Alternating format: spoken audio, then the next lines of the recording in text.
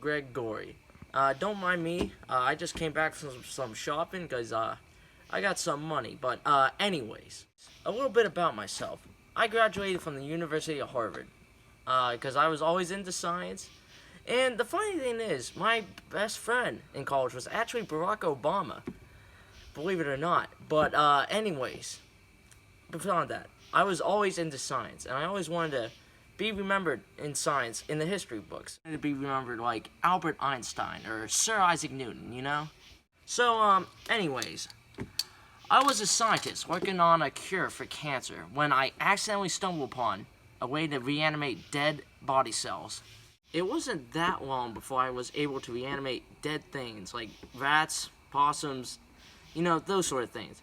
So I decided to try to take it to big universities and corporations to try to get some money for research and all that. But I was denied everywhere. Absurd of an idea to even do it. One even said it would cost them money bringing back dead body cells. They said there was more money to be made of people actually dying. That's when I sought out Mr. Maxwell. I knew the formula worked, and I knew I could get it to work on a human if I could just get my hands on a test subject. Then I heard of this insane man who made a fortune exploiting others. He would make his employees work for him, work hard on ideas, and then swoop in on them to take credit for them. He was a greedy glutton who played dirty. He treated his staff like garbage and ordered them around like slaves. I thought to myself, this is the perfect guy to bring the idea to. Cure for death. That is what I had discovered. And Mr. Maxwell was willing to fund my research and provide me with the subjects I needed. He saw the potential of my research. He knew that he could make a second fortune off this formula. Imagine the possibilities. A father dies of a heart attack.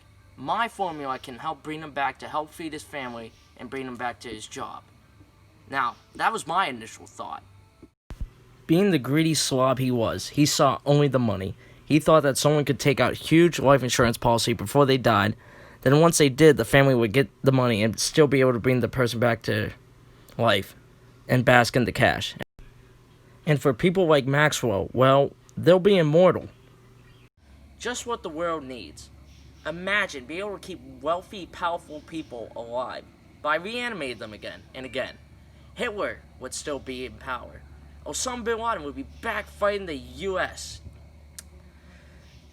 And that's what Maxwell wanted. It would be absolute chaos. I mean, how much would you pay to bring your leader back to life? Billions. That's how much. I would love to stay immortal for the other people in this world, as they need a scientist like me to save them with their problems. Sad thing is, I probably wouldn't even be able to reanimate myself, as I wouldn't have the money to do it. And greedy Maxwell would probably not even spend money on me. Anyway, he wanted 85% of the profits. I thought it was outrageous, but now that I know what a greedy hog he was, that was pretty generous. Immediately, he gave me the best equipment money could buy. State-of-the-art stuff like NASA used was the form of corpses that rested above the lab. That's right, he built the lab under a cemetery. There was a part of the lab that had no ceiling, just dirt. He had the area under the cemetery dug out so that there was a foot or so of dirt that separated me from the bodies. He planned it that way, so there'd be a lot of digging not needed to get a corpse out. I would take a shovel, poke at the ceiling wall, and boom, a corpse would fall. See Mr. Maxwell die, as he was the only person who gave me a chance to reanimate the dead.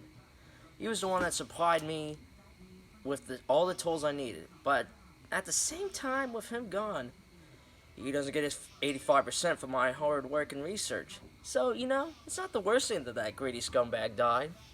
On the night of the murder, I was in my lab, of course. I never leave my lab unless I have to collect subjects or items for the lab.